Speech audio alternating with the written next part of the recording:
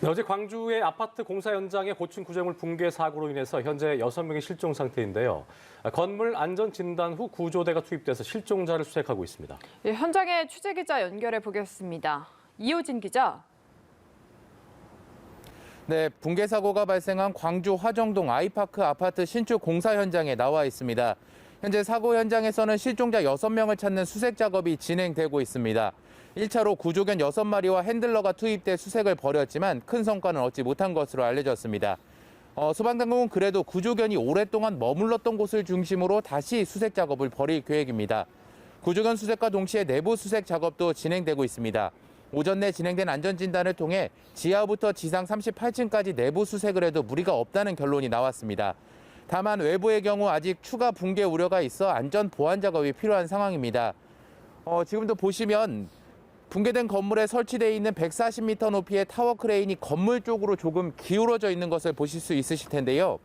타워 크레인 지지대 역시 최상단은 일부 떨어져 나가고 최상단 바로 아래 지지대는 건물로부터 완전히 이탈된 상황입니다. 시공사와 타워 크레인 전문가 등이 지지대가 망가진 타워 크레인의 해체 여부 등을 검토하고 있습니다. 또 붕괴 잔해물들이 위태롭게 걸쳐져 있어 잔해물의 추가 추락 가능성도 남아 있습니다.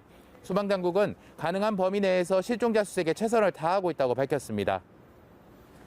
예, 자, 실종자 가족들의 모습도 현장에서 보이는 것 같던데 참 그야말로 애가 타는 마음일 텐데요. 가족분들은 현재 어떤 상황입니까? 네, 그렇습니다. 어제 사고 소식을 듣고 현장으로 달려온 일부 가족들은 뜬 눈으로 밤을 지새웠습니다.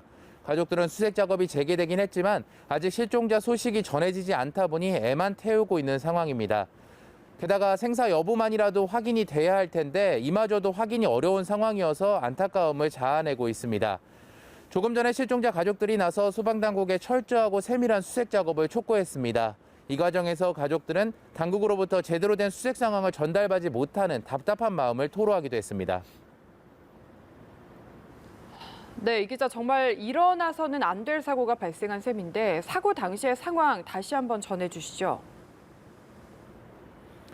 네, 사고가 난 건 어제 오후 3시 46분쯤입니다.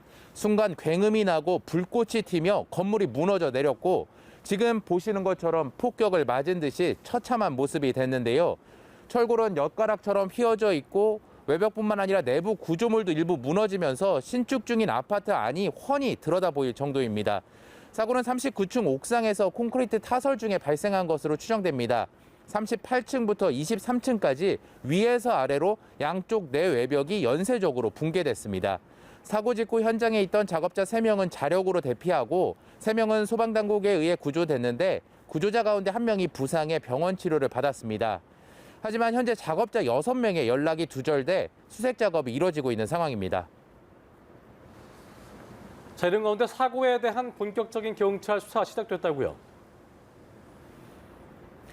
네, 그렇습니다. 광주경찰청은 수사본부를 구성해 본격적인 수사에 착수했다고 밝혔습니다.